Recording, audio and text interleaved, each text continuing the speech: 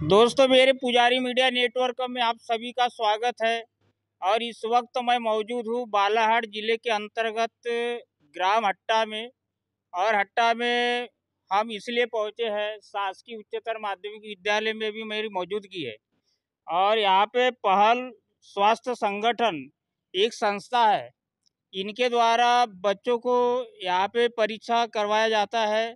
और इनके परीक्षा का क्या उद्देश्य है, हम आगे वीडियो में बताने की कोशिश करेंगे। आइए, चुके हैं संस्था के अंदर, तो परीक्षा चल रही है बच्चों की। वीडियो के माध्यम से मैं दिखाने की कोशिश करता हूँ। बच्चे बढ़िया पेपर दे रहे हैं। कहाँ से आए? गोंगले।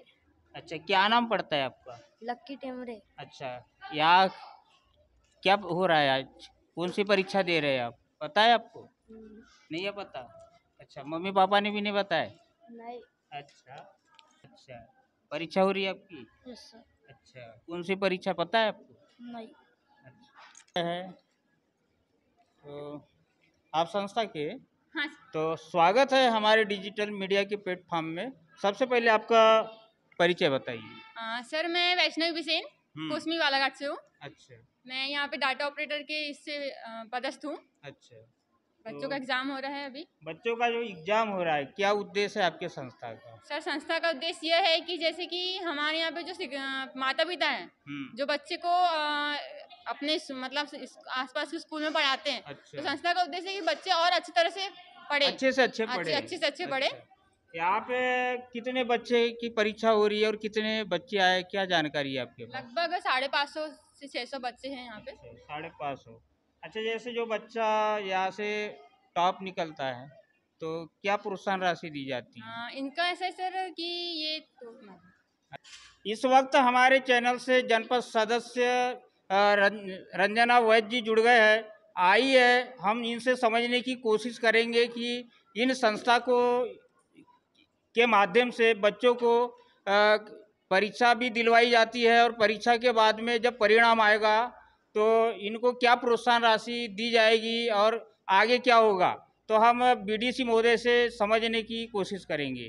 तो स्वागत है मैम हमारे चैनल में आपका। तो ये जो परीक्षा चल रही है, तो इसका सबसे पहले उद्देश्य बता दीजिए हमारे दर्शकों को। नमस्ते, मैं रंजना वैद्य, पहल स्वास्थ्य संगठन से। आज हमारे जो क्षेत्र में पहल स्वास्थ्य संगठन की ओर से जो कंपटीशन एग्जाम का आयोजन किया गया है, उसमें हमारा एक मात्र उद्देश्य है कि हमारे क्षेत्र में हम शिक्षा को बढ़ावा देने के लिए सारी चीजें कर रहे हैं।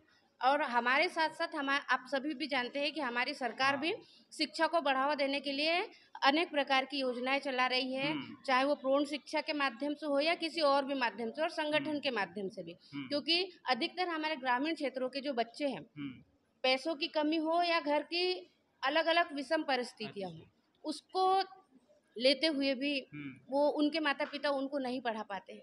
या कभी कभी ऐसा होता है कि कोई बच्चा ऐसा होता है कि जो थोड़ा मानसिकता के रूप में कम रहता है, वो ज़्यादा एक्टिव नहीं हो पाता है, और उसी चलते अगर वो फेल हो जाता है तो वो भी माता पिता उसको नहीं पढ़ा पाते। तो हमारा संगठन का एकमात्र उद्देश्य है कि बच्चों को शिक्षा के क्षेत्र में आगे लाना। आने वाले समय में हमारे संगठन के माध्यम से हमारे बच्चे जब यहाँ से पास होकर जाएंगे, तो जो बच्चा अगर 9वीं में पास नहीं हो पाया था, और वो अगर हमारे पास एग्जाम देता है और पास होता है, तो कम से कम उसके माता पिता को हमारे संगठन की तरफ से अगर वो अच्छे अंक लाता है तो उसको स्कॉलरशिप भी मिलेगी।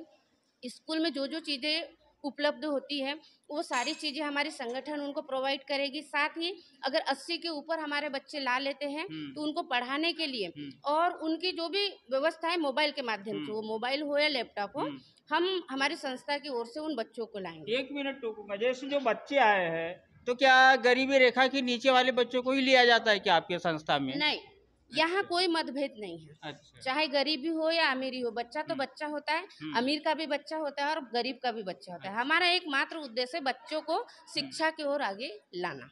यहाँ गरीबी अमीरी का कोई प्रावधान नहीं है, सब बच्चे हमारे संगठन के लिए समान हैं और एक साथ हैं। अच्छा, ये आज आपके संगठन के माध्यम से कितने गांव के कितने बच्चे आज जो परीक्षा में उपस्थित हुए? हमारे पहल स्वास्थ्य संगठन के माध्यम से हमारी 77 पंचायतें हैं। अच्छा। और हमारी 77 पंचायतों में हर 2 पंचायतों में हमारे संगठन ने एक स्वास्थ्य मित्र और एक टीचर की नियुक्ति किया है। और ऐसे 77 पंचायतों में मिनिमम हमारे 30 से 40 कर्मचारी हैं। और उसमें भी एक संगठन की बहुत बड़ी भूमिका है कि वो 30-40 जो लोग हैं, संगठन उनको एक रोजगार के तहत उस संगठन से जुड़कर उनको रोजगार भी मिल रहा है। और उसके माध्यम से हमारे 77 पंचायतों से कम 666 बच्चे, समय की कमी थी इसलिए हम ज़्यादा बच्चों को नहीं ले आ पाए थे, लेकिन अभी वर्तमान में हमारे पास 666 बच्चे हैं जो हमारी इस कंपटीशन एग्जाम में बैठे हुए हैं। आपके संगठन के माध्यम से कितना प्रचार हो चुका है घर घर तक इसका? हमारे पहल संस्था मिनिमम 2 महीने हो गए हमारे बालाघाट ब्लॉक में, और हमारे जिले में तो 3 से 4 मंथ हो गए हैं। लेकिन मेरे को समझ में आता है कि धीरे धीरे हमारे पूरे ही जिले में पहल स्वास्थ्य संगठन की चर्चा हो चुकी है। और सब लोग जमीनी स्तर से पहल स्वास्थ्य संगठन को जानने लगे हैं। और आज जो हमारी एग्जाम हुई है, इससे और हमारे जो ग्रामीण क्षेत्र है और जो बच्चे जो अभी तक विश्वास नहीं कर रहे थे, तो इसके माध्यम से उनके मन में भी एक विश्वास आ गया है संगठन को लेकर के। तो बहुत बहुत धन्यवाद हमारे चैनल से जुड़ने के लिए। तो पहल स्वास्थ्य संगठन एक अच्छा संगठन है जो बच्चों को प्रोत्साहन भी करता है। और अभी सुन रहे थे आप, जनपद सदस्य महोदय है, किसी परिचय के मोहताज नहीं है। शिक्षा के भी क्षेत्र में देखा जाए तो बढ़ चढ़ कर अपना हिस्सा लेते हैं और बच्चों को प्रेरित करते हैं।